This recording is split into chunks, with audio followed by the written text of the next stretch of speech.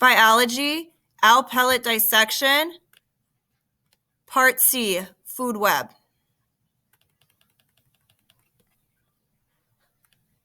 Use the following facts about the prey to create a food web.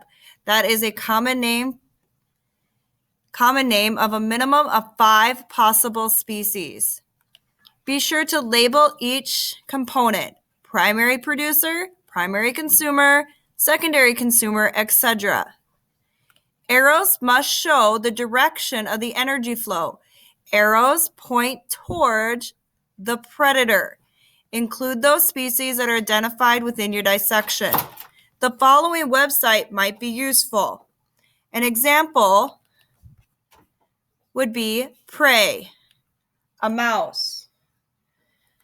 It eats a wide variety of plants, animals, and other available, including insects and other invertebrates, seed, fruit, nuts, and other plant producers. Deer mice sometimes eat their own feces.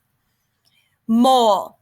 A mole's diet is mostly insects and other invertebrates, including earthworms, centipedes, millipedes, snails, slugs, grubs, ants, snowbugs, termites, beetles, and crickets. Shrew.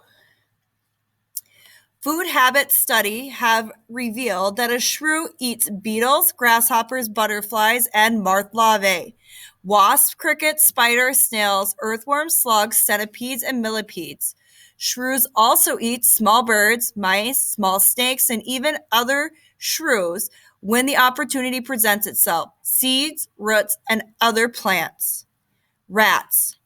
Rats eat a diet typical that includes seeds, nuts, grains, fruits, meats, and invertebrates. They consume about 1/3 of their weight in food every 24 hours.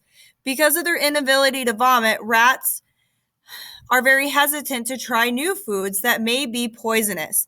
They will take small nibbles and wait to see if they feel sick, and if so, will avoid that food in the future.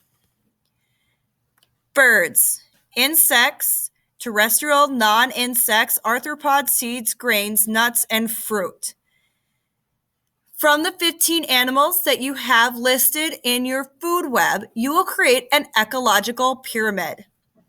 The amount of energy or matter that in an ecosystem that can be illustrated by drawing what we call an ecological pyramid. In this activity, you will construct 3 types of ecological pyramids: a number pyramid, a biomass pyramid, and an energy pyramid.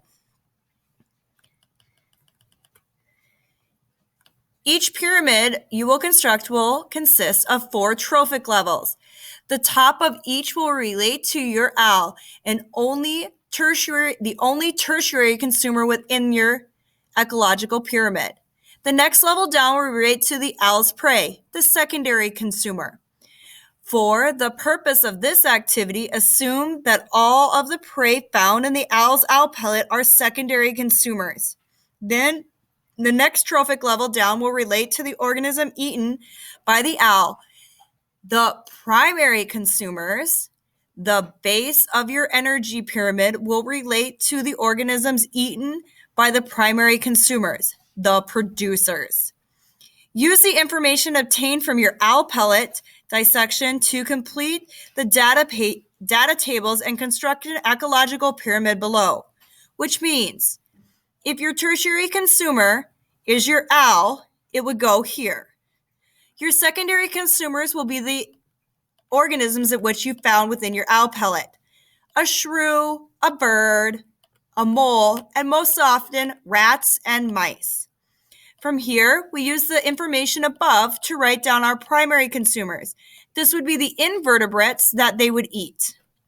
And producers would also be things like our berries, our grasses, that would be eaten by our secondary consumers or our primary consumers.